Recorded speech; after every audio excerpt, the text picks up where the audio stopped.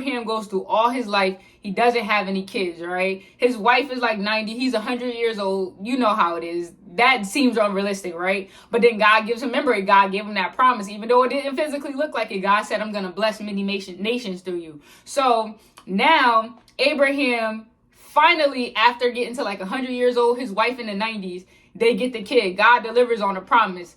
But this is where it starts to get good. So God gives him that son. And then he calls him to do something. He calls him to sacrifice. The things that we want the most when we give them, God to say, all right, I showed you. I kept good on my promise. Will you give it back to me? And so this is what we watch Abraham doing. So God says, well, you give me, I need you. He tells him, listen, I need you to sacrifice your son. I need you to bring your son to the mountain and give him back to me. Kill him, right?